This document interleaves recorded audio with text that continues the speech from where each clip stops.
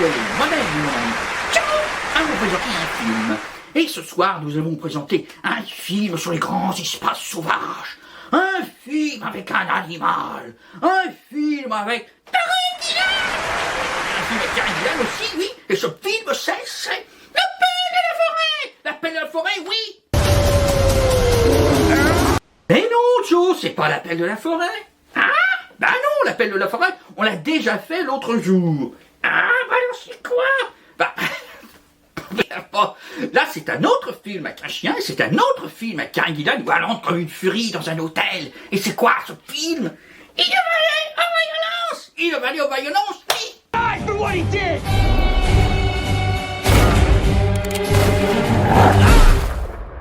Qu'est-ce que tu fais, Joe? Je dis bonjour, Karen. Ah oui, mais tu sais, Karen Gillan, elle n'est pas forcément en train de te regarder, hein. Ah, bah non. Oui, enfin bon. No. No. Sur ce, est-ce qu'on pourrait replacer le film dans son contexte, Joe? Eh oui. Bon, alors, qu'est-ce que tu pourrais dire de ce film In a Valley of Violence, qui est également appelé en français La Vallée du Sang? Et bon, mon cher Joe, c'est un western. C'est un western, exactement, voilà.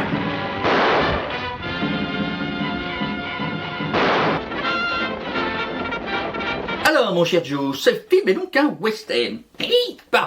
Alors, qu'est-ce que tu pourrais dire des westerns en général? Il y a plusieurs périodes. Il y a plusieurs périodes, en effet. Alors, il faut bien se dire que le genre western est un genre qui existe depuis l'origine du cinéma, Joe. Oui, voilà. Donc, dès qu'effectivement on fait les premiers films de fiction, que fait-on comme films de fiction aux États-Unis? Des films qui se passent dans l'Ouest. Des films qui se passent dans l'Ouest, voilà. Alors, grosso modo, le western, donc, c'est un genre qui parle de quelle période, mon cher Joe? Les années 1850 à 1900. Les années 1850 à 1900, et spécifiquement sur le continent américain. Voilà, le continent américain. Alors, mon cher Joe, qu'est-ce que tu pourrais dire sur le genre western et Hollywood sur la première moitié du XXe siècle? C'est un genre qui atteint son apogée pendant les années 30, 40 et 50. Effectivement, mon cher Joe, le genre western atteint effectivement son apogée lors de l'âge d'or des studios, effectivement, les années 30, 40, 50.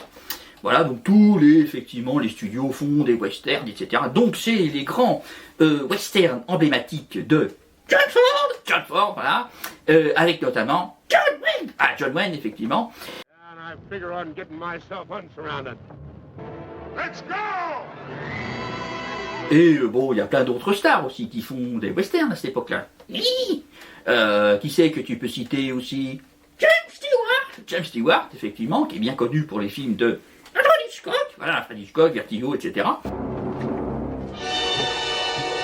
Mais il a fait quand même pas mal de westerns.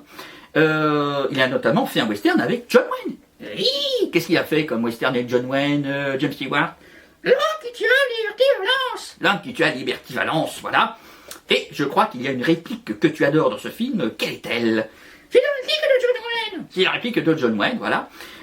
Donc John Wayne, effectivement, se bagarre avec Liberty Valance, d'accord.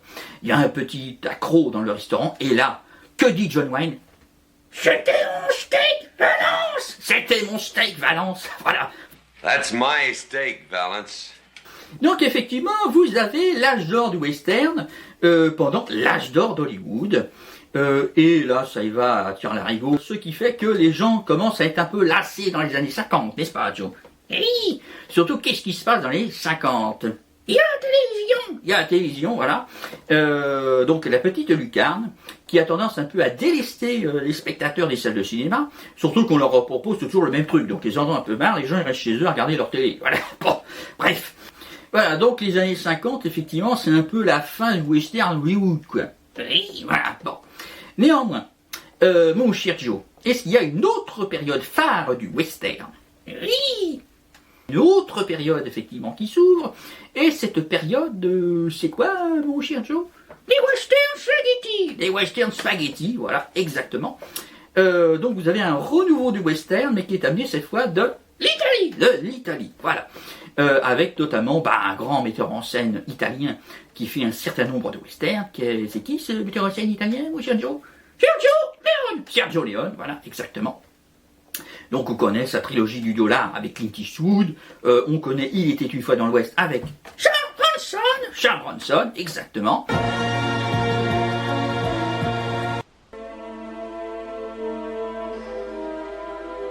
Donc ce cher Sergio Leone avec à la musique Ennio Morricone, voilà, il donne un nouveau souffle au western. Donc le grand mythe de l'Amérique, effectivement, est revivifié par des Italiens qui font des films en Espagne. Donc les westerns spaghetti, c'est surtout les années 60 et 70. Et voilà, parce que les années 70 aussi, ça décline. Et vous avez plusieurs aussi phases dans ce western-là, plusieurs genres aussi, puisque vous avez effectivement les westerns de Sergio Leone, mais vous avez aussi les westerns comiques. J'espère que ça vous plaira et bon appétit. Qu'est-ce qui te fait marrer comme ça, toi? Avec notamment nos deux zigotos que sont Bud Spencer et Terence Hill, voilà.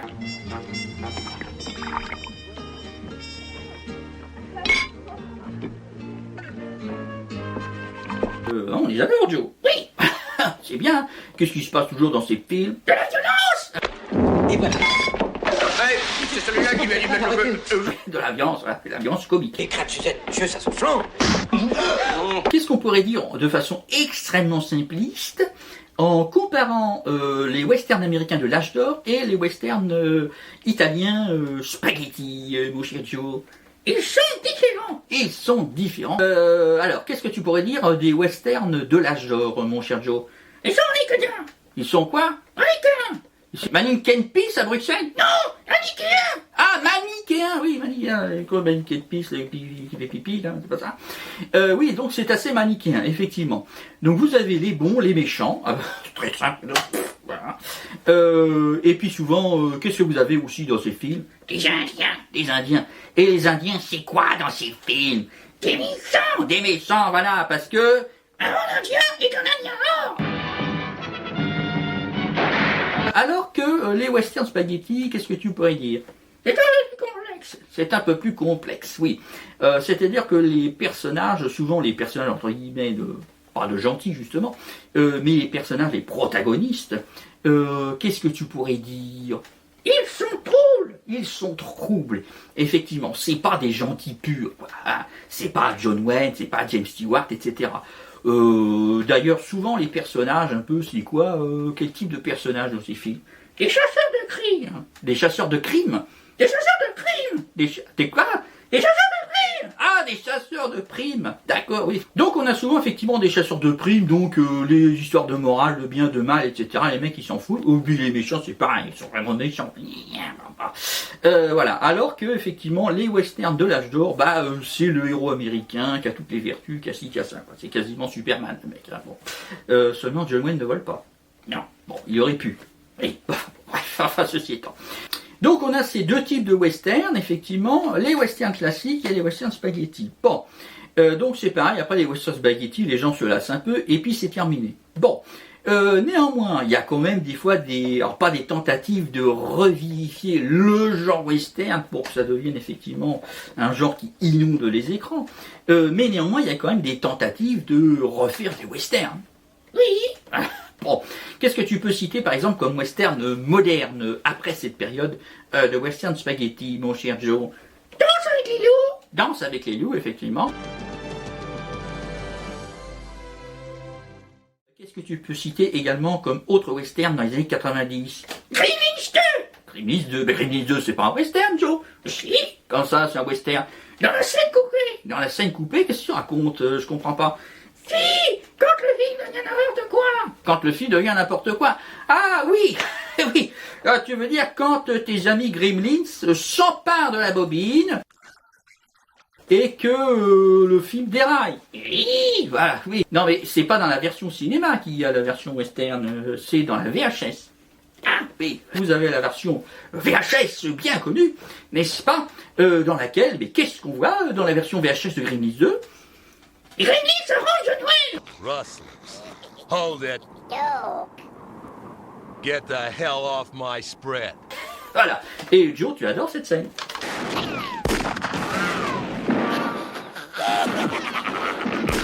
Alors, ceci étant, mon cher Joe, est-ce que tu peux citer un autre grand western dans les années 90?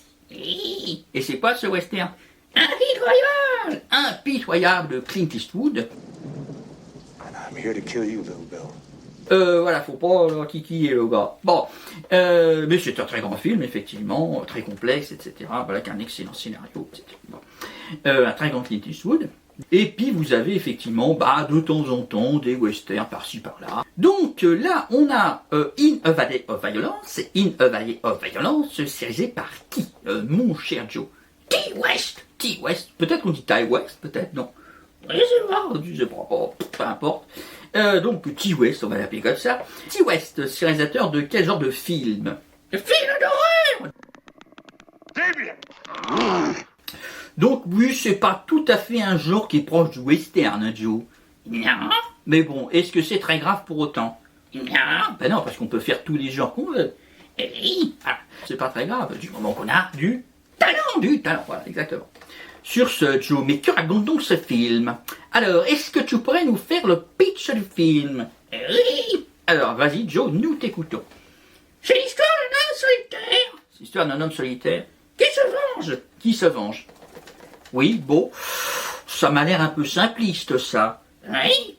Mais c'est quand même un peu plus compliqué que ça dans le film. Non.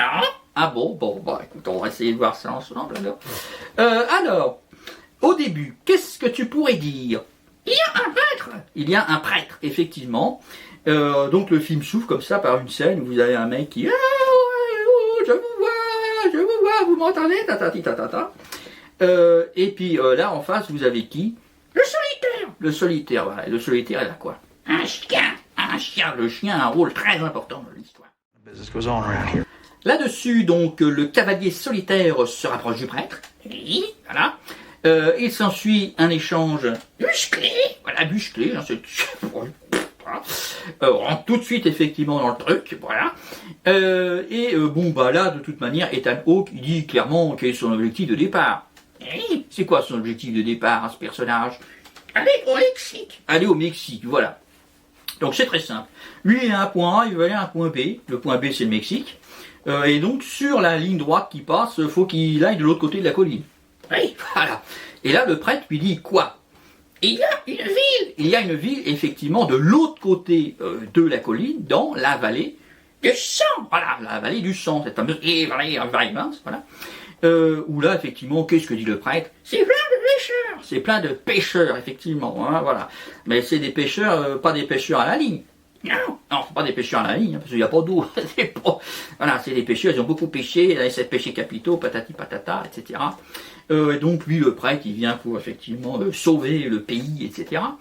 Donc, les gens ont beaucoup pêché, et les femmes, voilà, notamment les femmes ont beaucoup pêché. Donc là-dessus, Ethan Hawke, il s'en fout. Oui, voilà, c'est Ethan Hawke, il a besoin de quoi? De provision, le mec. Hein. Donc, il dit, c'est génial, voilà. Il y a une ville, je vais aller à l'épicerie. Oui, voilà, c'est ça le truc. Hein. Donc, vous avez Ethan Hawke, il passe effectivement la colline, il arrive dans cette fameuse vallée de la violence. Et là, vous avez le panneau de la ville qui est marqué Denton. Denton, voilà, si on prononce en bon français, c'est Danton. Tu peux montrer ma tête au peuple? Alors vaut la peine. C'est pas étonnant que ce soit un peu violent qu'un nom pareil. Donc, il arrive dans cette ville de Denton, que effectivement, ça n'a pas l'air merveilleux. Non. Bon, alors, il va à l'épicerie. Là, il y a un truc terrible. L'épicerie est fermée. L'épicerie est fermée, voilà. Le mec, il revient dans une heure. C'est pas grave, il va attendre. Hein. Oui. Qu'est-ce qu'il fait pour attendre? Il va au bistrot. Il va au bistrot, le mec. Il va au bistrot. Voilà, donc il est tranquille au bar, etc., à boire son verre d'eau, etc. Et puis, dans le fond, vous avez effectivement... qu'est-ce qu'on peut dire, mon cher Joe? Un vendeur itinérant, voilà, il y a Séraphin Lampion de Tintin qui est dans le bled. Je me dis Séraphin, c'est mon nom, Séraphin Lampion des assurances Mondas. Qui est là en train de vendre des pistolets, des machins, des trucs, alors que les mecs ils ont pas de pognon ni rien. Et alors là vous avez le grand Gugus de la ville qui est Gilly, voilà, exactement. Qui voilà, fait tout un truc avec le vendeur, patati patata, etc. Et puis là il commence à s'en prendre à Ethan Hawke. Et là Ethan Hawke, est-ce qu'il réagit? Non, voilà, celui il veut juste être tranquille. You smell like a bum, too. Jesus. That's one ugly scar you got. Voilà. Et puis là, bon, l'autre, voilà, c'est le grand Gugus de la ville, etc. Donc il commence à faire ses histoires. Ouais, j'ai te cassé la gueule, gna gna gna gna. Donc là, il sort. Il essaye de rameuter tout le monde. D'ailleurs, qui appelle-t-il, mon cher Joe? Sa fiancée. Sa fiancée, voilà. Et sa fiancée, c'est qui dans le film, mon cher Joe? Effectivement, voilà. Et donc là, sort avec son ombrelle. Everyone, you are gonna see a fight! Oh, I love a good fight! Donc elle est un peu survoltée, la gonzesse. Enfin bon, bref. Et donc l'autre, il insulte Ethan Hawke, machin. Is that your dog? Et il finit quand même par sortir, hein, parce que bon, il va pas rester dans le bistrot sans 7 ans. Et puis là, il règle très vite la situation. Ouais. I'm gonna finish it too. Voilà, vous avez effectivement... effectivement, mon Dieu, la pauvre, oh mon Dieu, mon chéri, que ça passe-t-il, etc. Elle vient aider son pauvre chou, là, de Guy, etc. Alors, le personnage, effectivement, de Ethan Hawke, bon, bah, il y a un peu, effectivement, du sang, du machin, du truc, etc. Que fait-il, à ce moment-là? Il va à l'hôtel. Il va à l'hôtel, voilà, il va se débarbouiller, etc. Donc, il va dans l'hôtel. Que rencontre-t-il dans l'hôtel? Une femme, voilà, exactement. Puisque le personnage joué par Karen Gillan a une sœur cadette jouée par Taissa Farmiga, etc., qui tient l'hôtel. Donc là, il y a un petit échange, machin, puis non, mais allez-y vous l'avez, patati patata, etc. Bon, bon là-dessus, vous avez Karen Gillan qui arrive comme une furie. Where the hell is he? Ethan Hawke prend son bain, machin, etc. Il descend, et là, sur qui tombe-t-il? Le Marshal, exactement, le Marshal joué par John Travolta. I am Clyde Martin. I am the marshal here in Denton. Le Marshal qui lui dit, bon, écoutez, moi je veux pas de problème dans la ville, etc. Bon, déjà les mineurs sont partis, les prostituées sont parties, il n'y a pas de boulot, il n'y a que les chrétiens qui sont restés. Donc vous partez, et voilà. Ça tombe bien, de l'autre manière, ils voulaient partir. Ça s'arrête là. Donc vous avez Ethan Hawke qui quitte la ville. Et voilà. Donc il se retrouve effectivement le soir, toujours avec son chien, dans la montagne, etc. Il essaie de passer une nuit, effectivement, pour reprendre la route le lendemain. Oui. Mais là-dessus, que se passe-t-il? Dis-lui rien. Donc avec 3 de ses sbires, bah, il arrive et puis il va enquiquiner Ethan Hawke quand même au plein milieu de la nuit. Bon. Et là, effectivement, les 4 Gugus font un truc, enfin surtout Gilly, fait un truc qu'il ne devrait pas faire. Non. Voilà, parce qu'il faut pas toucher au chien d'Ethan Hawke. Non, pas. Voilà, c'est un peu comme Riddick. Je suis venu mettre ta tête dans une boîte. Celle-ci. Une fois de plus, le jeu va être sanglant. C'est pareil, sur une planète tout seul, il y a un chien, faut pas emmerder le mec, hein, quoi. Il faut pas emmerder le chien, quoi. Bon bah là, c'est un peu pareil, quoi. Faut pas l'enquiquiner, Ethan Hawke, et faut surtout pas embêter son chien. Non. Bon, pourtant, toi, t'aimes bien embêter les chiens, Joe. Bon, oui. Donc, les 4 Gugus laissent Ethan Hawke pour mort. Ils laissent le chien pour mort aussi. Est-ce que Ethan Hawke est mort? Non. Bah non, il est pas mort, le mec. Et là, que va-t-il faire? Il va se venger. Il va se venger, effectivement. Et alors là, c'est le carnage absolu. Et alors, la fin, c'est... Bref, et là-dessus, rideau. Sur ce, mon cher Joe, mais que pensez de ce film? C'est génial. C'est génial? Ah bon, c'est génial, pourquoi? Il y a Karen Gillan dedans. Il y a Karen Gillan dedans, oui, mais enfin bon. Est-ce que parce qu'il y a Karen Gillan dedans, c'est forcément génial? Oui. Ah bon? Bon, voilà. Tu pourrais dire aussi que Avengers Infinity War, c'est absolument génial? Pourquoi c'est absolument génial, Infinity War? Il y a Karen Gillan. Ceci étant donc, bon, on peut peut-être voir le film un peu plus dans son ensemble que uniquement Karen Gillan. Non. Ah bon, on peut pas voir le reste? Non, c'est Karen Gillan qui vient. C'est Karen Gillan qui est bien, oui. Bon, on peut peut-être quand même nuancer. Bon, parce qu'il y a quand même des éléments qui font que Karen Gillan est bien. Oui. Bon, voilà, donc on peut peut-être voir ces éléments. Peut-être. Bah oui, pas. Alors, si on regarde un peu ce qui se passe dans ces films-là, son histoire, qu'est-ce que tu pourrais dire sur cette histoire, mon cher Joe? C'est simple. Oui, c'est simple. C'est simple, mais c'est simpliste. Néanmoins, ce n'est pas parce que l'histoire qui est racontée est extrêmement basique que le scénario est forcément mauvais, mon cher Joe. Et non, bah non. Regardez Alien de Ridley Scott, le premier. Est-ce que vous direz que Alien est complètement idiot? Oui. Ah bon, Alien est complètement idiot? Oui. Pourquoi Alien est complètement idiot? Il y aura le Gremlins dedans. Bon, effectivement, le monstre n'est pas un Gremlins. C'est pas pour autant qu'Alien, c'est pas bien. Bon. Si vous prenez le premier Alien, c'est extrêmement simple. C'est des gars qui vont sur une planète, c'est pareil, ils vont d'un point A à un point B. Et puis sur la ligne droite, effectivement, il y a un truc qui cloche. Donc ils récupèrent une bestiole, et puis là-dessus, il y a la bestiole qui, effectivement, tue tout le monde, et il faut s'échapper. C'est extrêmement simple, mais néanmoins, le scénario, effectivement, est très bien travaillé. Est-ce qu'on peut dire un peu la même chose in A Valley of Violence? Oui. Oui, bon, alors c'est peut-être pas du même niveau qu'Alien, il faut pas exagérer non plus. Mais néanmoins, dans sa mécanique narrative, le film avance très bien. Oui. Voilà. C'est-à-dire que toute la première partie, vous avez une chute de domino assez intéressante là-dessus. C'est-à-dire que vous n'avez pas des choses qui arrivent par hasard. Par hasard, voilà. Alors c'est par hasard qu'il y a la ville sur le chemin qui mène au Mexique. Mais après, tout va bim, bim, bim, bim, bim. C'est du fait de ceci, du fait de cela, et tout s'enchaîne, etc. Jusqu'au, effectivement, point de retournement qui va déclencher la fureur du cavalier solitaire. Donc là-dessus, ça marche plutôt bien. Oui, voilà. Donc le scénario, par qui a-t-il été écrit, d'ailleurs, mon cher Joe? T. West. T. West, effectivement. Donc le réalisateur a lui-même, effectivement, écrit le script.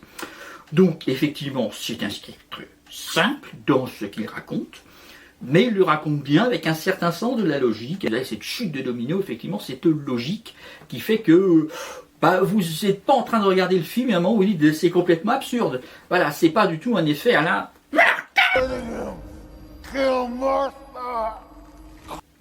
Néanmoins, mon cher Joe, la simplicité de ce qu'est raconté et la simplicité dans la manière de le raconter, c'est pas uniquement la seule composante du scénario, mon cher Joe. Non. Qu'est-ce qu'il y a également comme autre composante du scénario? Les personnages. Les personnages, effectivement. Alors, les personnages, qu'est-ce qu'on pourrait dire sur la manière dont ils sont dessinés? C'est contrasté. Oui, c'est contrasté, effectivement. C'est-à-dire qu'il y a des personnages qui sont relativement bien brossés. Finalement, le personnage Ethan Hawke est un petit peu, qu'est-ce qu'on pourrait dire au départ? Mystérieux. Et puis ça se dévoile un petit peu petit à petit, etc. Son passé, etc. Voilà. Donc le personnage du Marshall, joué par John Travolta, également n'est pas si simple que cela. Non, effectivement. C'est-à-dire qu'il a des conflits par rapport aux uns, par rapport aux autres, entre effectivement son adjoint et son fils, qui sont en fin de compte la même personne, voilà. But defendant or not, he's still my son and he's my deputy too. So all this is kind of lousy for me. Il en va également de même des deux sœurs, mon cher Joe. Voilà. Effectivement, elles ne sont pas si simples que ça. Non. Voilà. Et notamment, quel personnage, effectivement, est intéressant? Karen Gillan. Karen Gillan, non, c'est pas forcément le personnage le plus intéressant entre les deux sœurs. Si. Ah bon, et pourquoi c'est le personnage le plus intéressant entre les deux sœurs, Joe? Parce que c'est Karen Gillan. Parce que c'est Karen Gillan, oui, non, mais... C'est pas parce que c'est Karen Gillan qui interprète le personnage que c'est forcément le personnage le plus intéressant. Si. Ah bon, si tu veux, alors bon.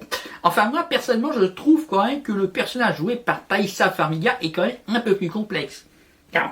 Tu trouves pas, toi? Non. Quand même, le personnage de Taissa Farmiga, donc le personnage de Marie-Anne, donc, est présentée comme effectivement pas vraiment une veuve, en tout cas c'est une femme mariée qui a été abandonnée, et donc elle tient l'hôtel, etc. Elle rêve un petit peu de retrouver l'amour, enfin de retrouver une situation d'un homme, etc. Donc il y a quand même une complexité chez ce personnage, une certaine fragilité. Elle s'occupe de l'hôtel, elle s'occupe du père qu'on voit juste derrière dans un plan, en arrière-plan. Alors que justement le personnage joué par Karen Gillan, c'est pas du tout ça. Non, c'est pas du tout ça. C'est la fille écervelée, etc., qui est en admiration devant son homme, qui est d'ailleurs complètement idiot. Mais c'est intéressant effectivement dans la construction effectivement du duo. C'est-à-dire que vous avez un effet, qu'est-ce qu'on pourrait dire? Miroir. Miroir, effectivement, vous avez un effet miroir entre les deux sœurs. Hello again. Parce que vous avez effectivement la cadette qui est mariée, mais qui a plus son homme, qui a 16 ans, la fille, je sais pas à quel âge elle s'est mariée, peut-être 14 ans, enfin un truc comme ça, bon. Donc c'est la fille qui est jeune en âge, mais très mature en esprit, qui tient l'hôtel, qui fait tenir la boutique, machin, etc. Et puis de l'autre côté, effectivement, vous avez donc l'autre sœur, Hélène, qui est jouée par Karen Gillan, n'est-ce pas? Voilà. Qui elle est la grande sœur, donc plus avancée en âge, mais un peu à la traîne, question mentalité. Voilà, c'est un peu la fille un peu écervelée, quoi. Donc vous avez ce jeu de miroir, effectivement, entre les deux sœurs qui est assez intéressant.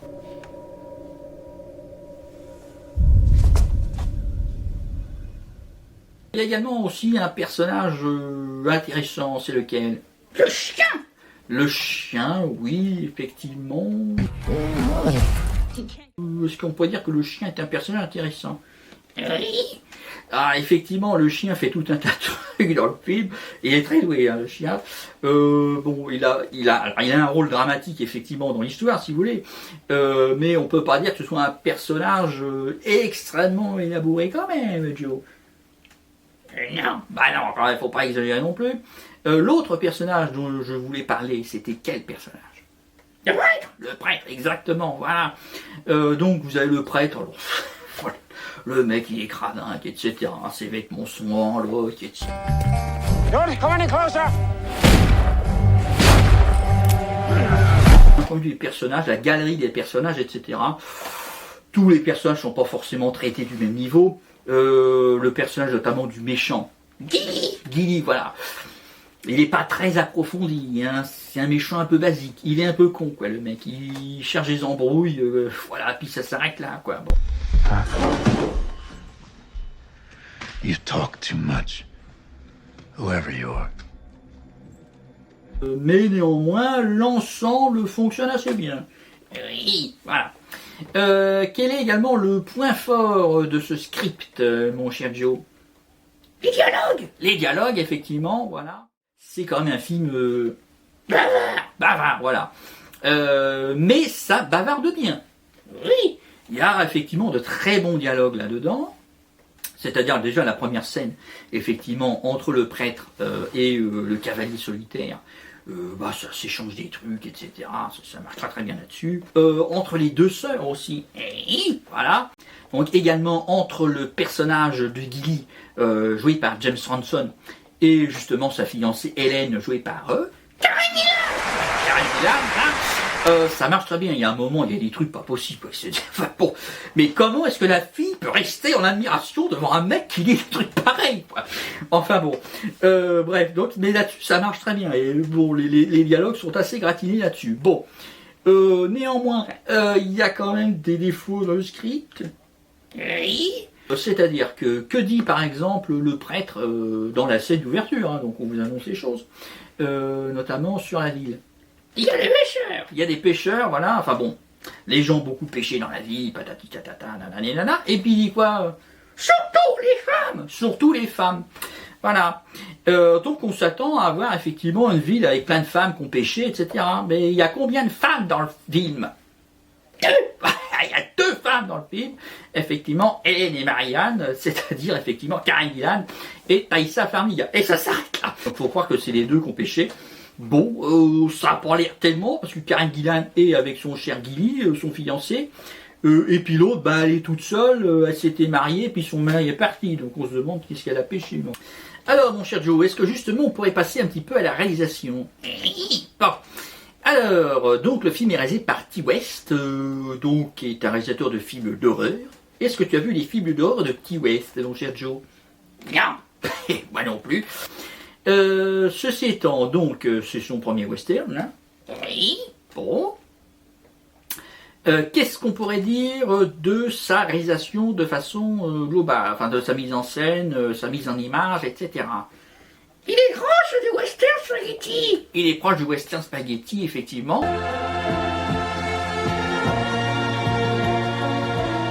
Oh, les plans, ils sont comment? Ils sont bien. Ils sont bien, effectivement, voilà. Get away from my dog. Is that your wife? Roy, I seen you with some long... Il a une très bonne utilisation, effectivement, de l'espace. Ses cadrages sont très bien. Et là, les éléments sont bien disposés dans le cadre, etc. C'est bien. Les plans, effectivement, se répondent bien, etc. D'ailleurs, à ce titre, qu'est-ce qu'on peut dire également de Ti West? C'est lui qui a monté le film. C'est lui qui a monté le film, effectivement. Il est également monteur. Donc oui, question effectivement mise en image, etc. C'est tout à fait intéressant. Oui.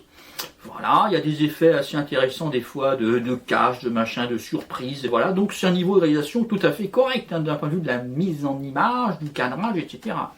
Oui. Voilà. Bon, là-dessus il n'y a pas de problème. Question aussi du rythme, c'est bien. Oui. C'est assez rythmé. Oui. Voilà. Et après, qu'est-ce qu'on peut dire aussi de sa direction d'acteur? Elle est bien. Elle est bien, bon, et qu'est-ce que tu pourrais dire de sa direction d'acteur? Pourquoi elle est bien? Karen Gillan. Non mais, on va pas dire à chaque fois que c'est bien parce qu'il y a Karen Gillan. Ah bon, bah d'accord. Oui, non mais on peut peut-être aller au-delà des autres acteurs que seulement Karen Gillan pour parler de la direction d'acteur de Ti West, mon cher Joe. Non. Ah bon, c'est pas la peine. Non, Karen Gillan suffit. Oui. Bon. Oui, enfin, moi, je vais quand même parler de la direction d'acteur de Ti West, quand même, pour les autres acteurs. Ah, quand même. Bon. C'est-à-dire que la direction d'acteur de Ti West est un petit peu, on va dire, fantaisiste. Effectivement, l'harmonie globale, puisque le metteur en scène, effectivement, joue un petit peu le rôle de chef d'orchestre, et donc doit s'assurer de l'harmonie du jeu, et donc de la tonalité du jeu aussi de façon très globale. La tonalité du jeu global est quand même un petit peu vers l'hystérie quand même.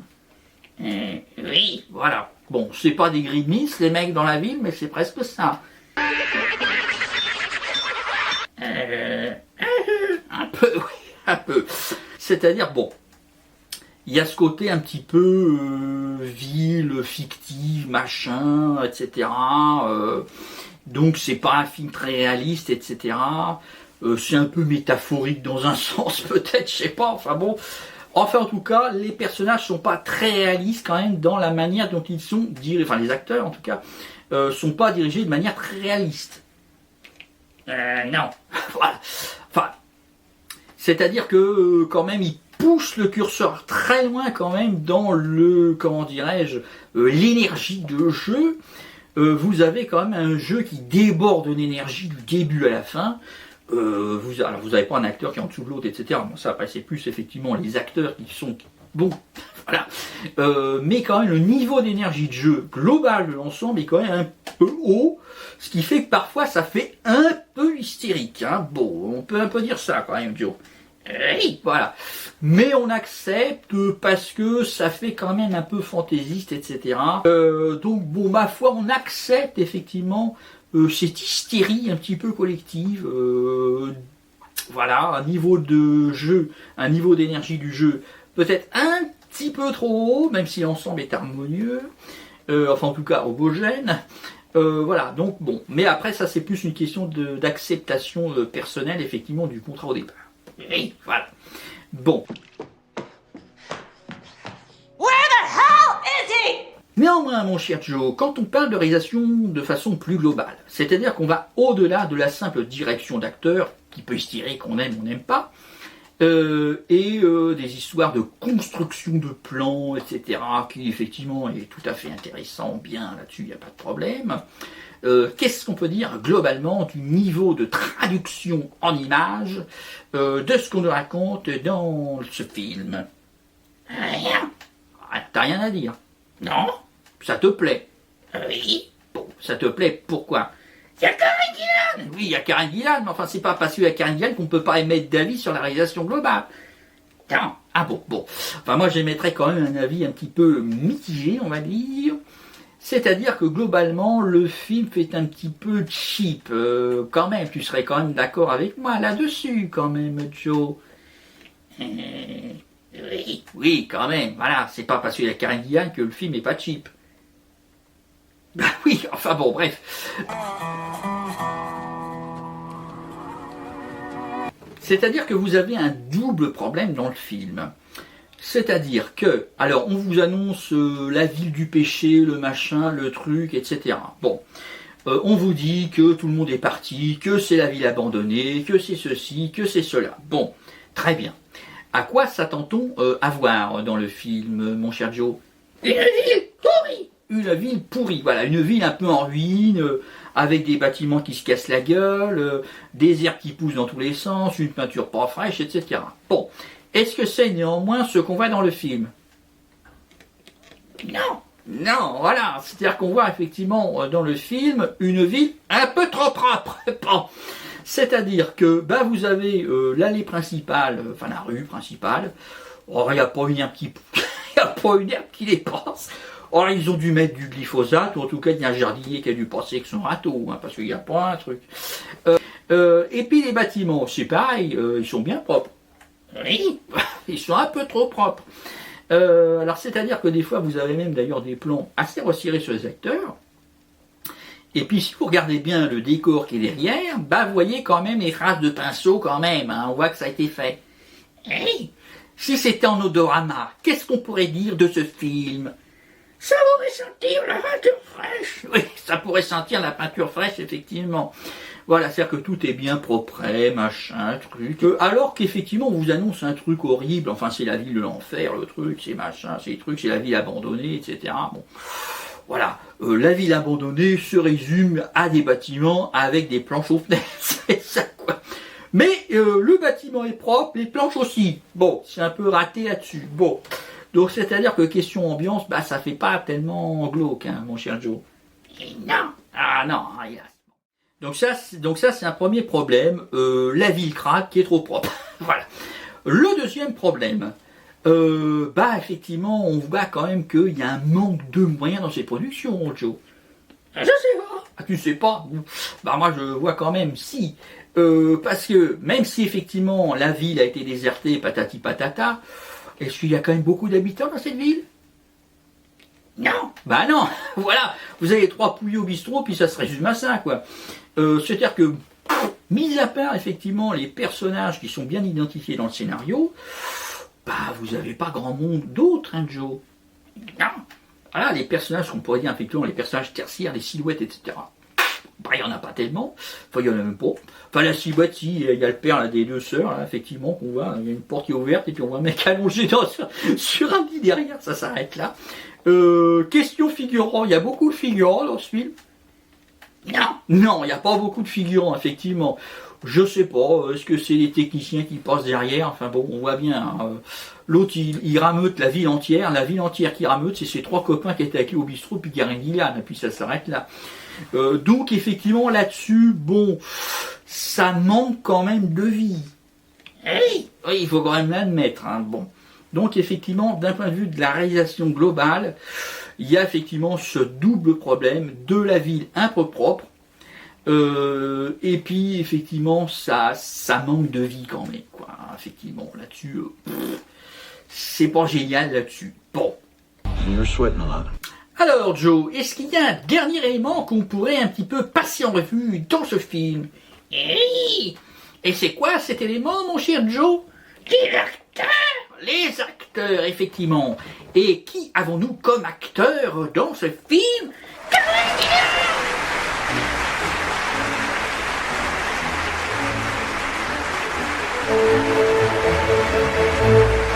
Karen Gillan n'a pas non plus le rôle principal, Joe. On s'en fout. Elle est là et c'est bien. Oui, elle est là et c'est bien. Oui, bon, enfin bon. On peut peut-être quand même voir les autres acteurs. C'est pas la peine. Ah bon, c'est pas la peine. Oui, ben moi je parle quand même des autres acteurs. Et puis tu te tais pendant ce temps-là. Enfin, je te demanderai quand même ton avis. Oui, enfin bon, bref. Alors, les acteurs, donc...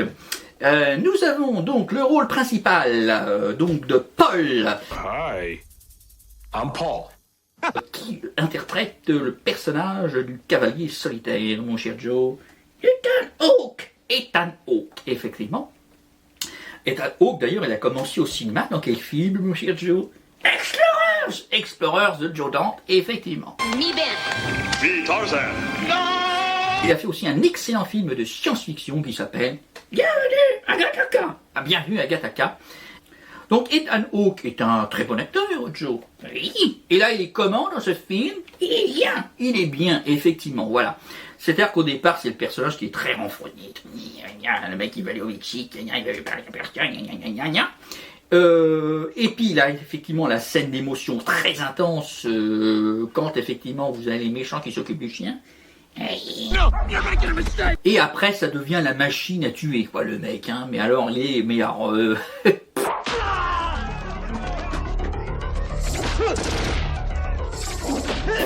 Ouh là là. Mais néanmoins, il y a des moments d'émotion très intenses, notamment quand il y a des moments d'intimité. Voilà. Donc c'est assez intéressant. Donc effectivement, il y a une variation d'émotion, d'état, effectivement, qui est jouée par Ethan Hawke dans tout le film. Et il passe très bien de l'un à l'autre, et il incarne très bien chacun de ses états ou de ses émotions. Donc là-dessus, effectivement, c'est une très très bonne prestation d'Ethan Hawke. Oui, voilà, merci. Alors l'autre acteur qui partage la tête d'affiche du film, même si finalement il a un rôle secondaire, c'est quel acteur, mon cher Joe? John Travolta. John Travolta, voilà. Alors John Travolta, il a une carrière un petit peu, qu'est-ce que tu peux dire, Joe? Oscillante. Oscillante. Ah bon, oscillante que quoi? Un escargot. Oscillante qu'un escargot. Mais donc, qu'est-ce que tu racontes, Joe? C'est n'importe quoi. Non, il a une carrière oscillante parce que ça oscille. Voilà. C'est-à-dire qu'il a effectivement un début de carrière très important dans les années 70. Il a atteint effectivement un très grand statut de star, etc. Notamment avec quel film, mon cher Joe? Le ciel du samedi soir.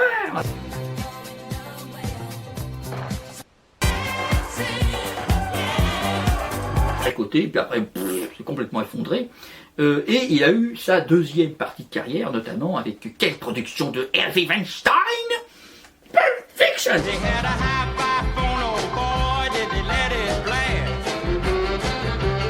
Il l'a remis un petit peu sur les rails.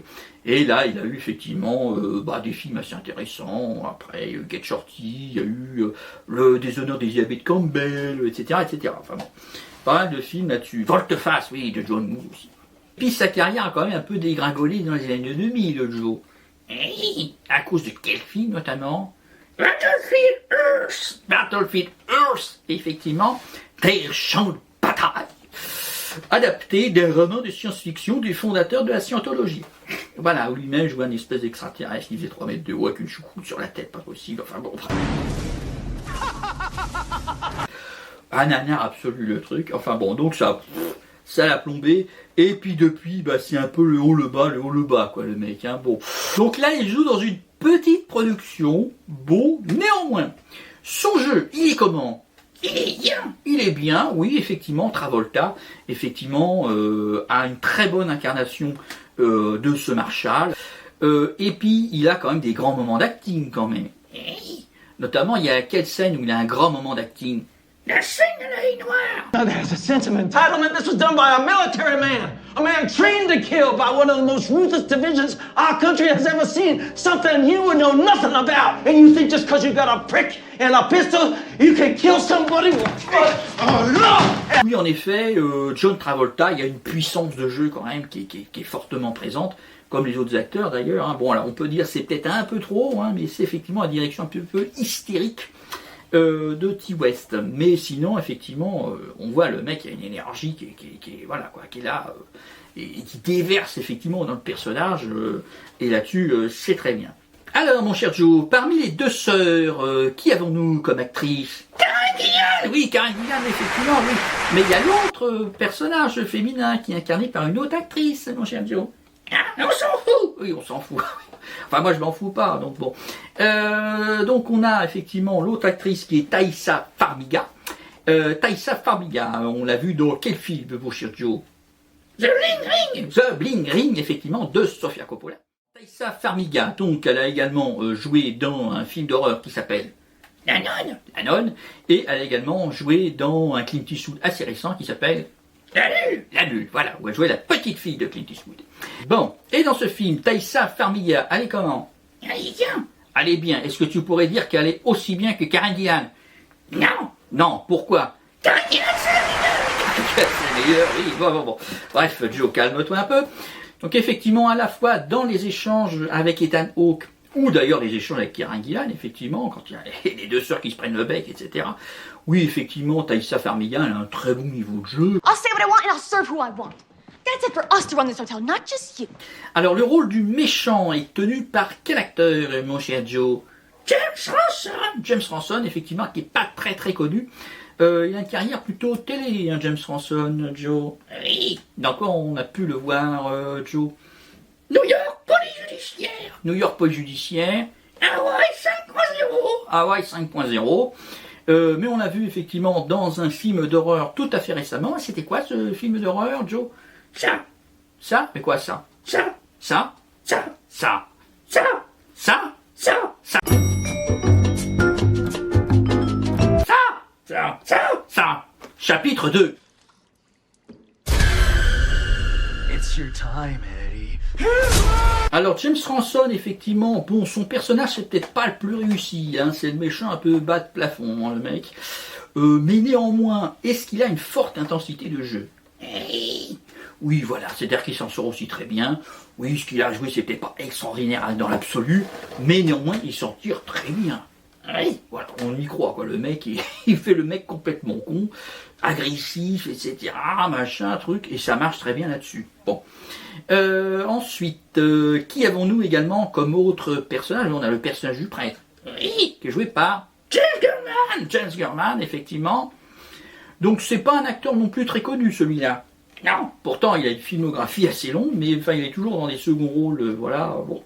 Alors il a joué dans The Dark Knight Rises, The Dark Knight Rises, effectivement, et Johnny English 2, Johnny English 2, le retour, pas. Donc là cet acteur britannique joue effectivement le prêtre. Qu'est-ce qu'on peut dire aussi de son niveau de jeu? Il est bon, effectivement, voilà. Alors le prêtre aussi c'est un personnage un peu loufoque, etc., bon... peut-être un peu exagéré, etc., hein, comme on a dit pour les autres personnages, etc. Mais néanmoins, effectivement, l'acteur, il va à fond, quoi, le mec, quoi. Donc, il est honteux, machin, il a peur, machin, il défend son truc, il a des espèces de tics faciaux, machin. Ouais, il a un très bon niveau d'incarnation, le mec, ouais. Donc là-dessus, effectivement, il n'y a rien à dire. What's the priest need so many bullets for? Sinners. Bon, également, il y a un acteur également à quatre pattes dans ce film. Oui, c'est le chien. Ah, c'est le chien, effectivement. Bon, on aurait pu prendre le cheval aussi, mais bon. Le chien, il est comment, le chien, dans le film? Il est bien, voilà, effectivement. C'est-à-dire qu'effectivement, le chien fait tout un tas de trucs. Il saute, il mord, machin. Ouais, il est vraiment à croquer, le chien. Oui, il a croqué, oui, enfin, ça doit bouffer, mais bon. Bon, enfin, non, mais il est vachement sympa, ce chien, quoi. Oui, on sait, toi tu veux le bouffer, bon. Mais voilà, non, mais le chien, effectivement, est un très bon acteur canin. Voilà. Oui, donc, mon cher Joe, on garde le meilleur pour la fin, avec quelle actrice? Karen Gillan. Oui, Karen Gillan, effectivement. Voilà, donc Karen Gillan, tu dirais qu'elle est comment dans ce film? Elle est formidable. Oui, elle est formidable. Bon, elle est toujours merveilleuse, Karen Gillan. Oui, elle fait des trucs pas possibles. Oui, qu'est-ce que tu pourrais dire qu'a fait Karen Gillan? Elle parle chinois. Elle parle chinois, oui, bon. Elle parle pas chinois dans le film. Non. Bon, néanmoins, quel est effectivement son niveau de prestation? Il est bon, effectivement. Voilà, c'est-à-dire que autant, effectivement, bon, le personnage, effectivement, est un peu simpliste, mon cher Joe. Oui, voilà, c'est un peu la cruche de service, la fille naïve, etc., qui est en admiration pour son copain complètement débile. Voilà, mais néanmoins, elle incarne très très bien ce personnage naïf et idiot. Oui, voilà. Bon. Et elle est aussi hystérique. Oui, voilà, c'est peut-être même le personnage peut-être le plus hystérique de tous. Oui, voilà, puis il y a la fameuse scène, effectivement, elle rentre dans l'hôtel. Oui.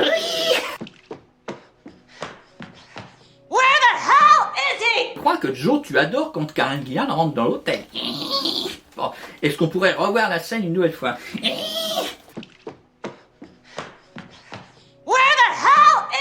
C'est vrai qu'effectivement, la scène de l'hôtel comme ça, effectivement, est une bonne démonstration de jeu de Karen Gillan. Voilà, c'est-à-dire que elle passe par des trucs pas possibles dans cette petite scène qui est pas très très longue. Voilà, en échange avec sa sœur, etc. Mais alors, elle fait des trucs là-dedans. Bon. Alors d'abord, elle arrive comme une furie. Hey. Where the hell is he? Après, elle fait sale son à sa sœur. Hey, you watch your mouth. No. Sur ci, sur ça, avec un ton extrêmement agressif. You foolish little girl. One day you'll realize there's no sense in being difficult. Bon.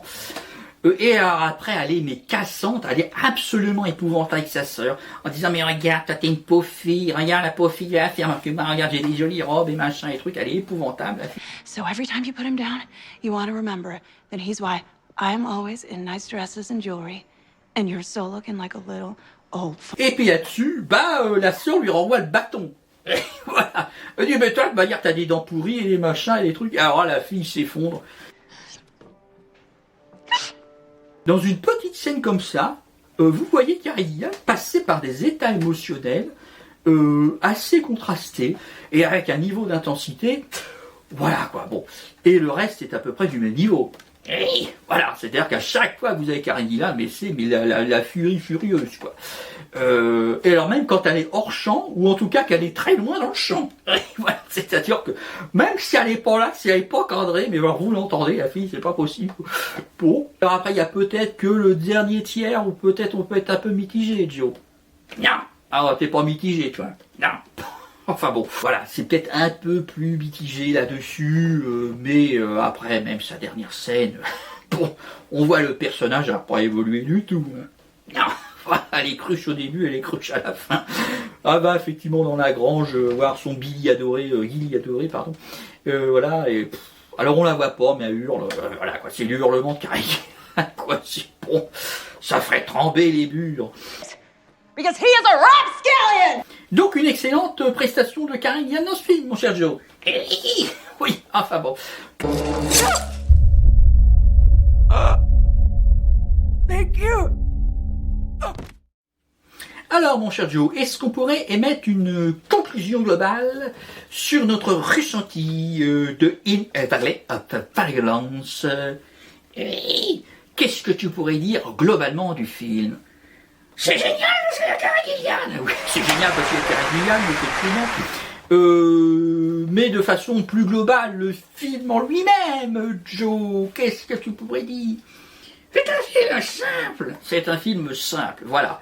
C'est-à-dire que c'est pas un truc qui est prise de tête. Voilà, même effectivement dans son fond.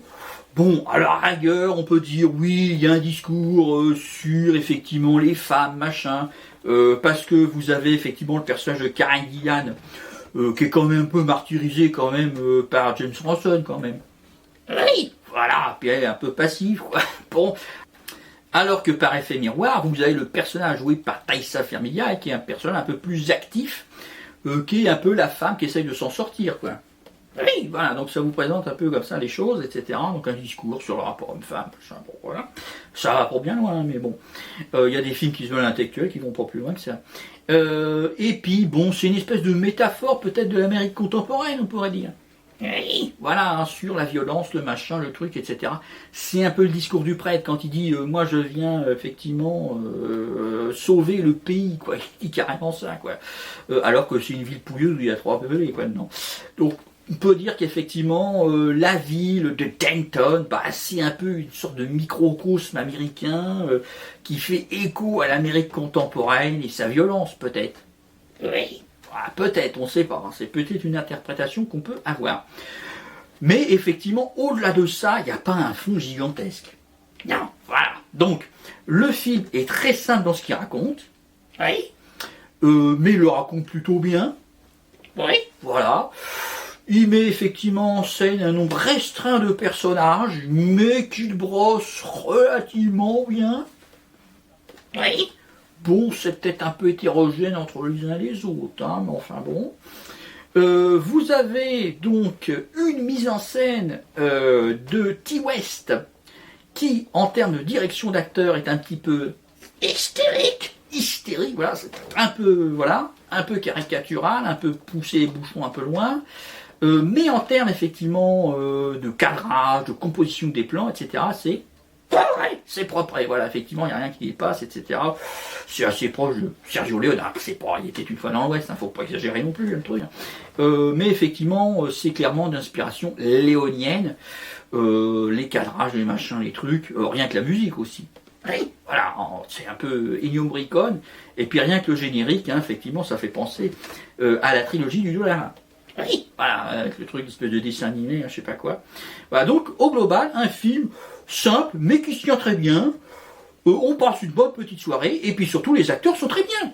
Oui, et puis surtout, Karen Gillan. Oui. Where the hell is he? Donc sur ce, Joe et moi, nous vous invitons fortement à visionner ce film In a Valley of Violence, effectivement, avec Karen Gillan. Avec Karen Gillan, effectivement, vous passerez une petite soirée avec un petit film, pas prise de tête, mais sympa. Oui, voilà. Sur ce, donc, je vous remercie. À la prochaine fois. À la prochaine fois. Merci. For what he did!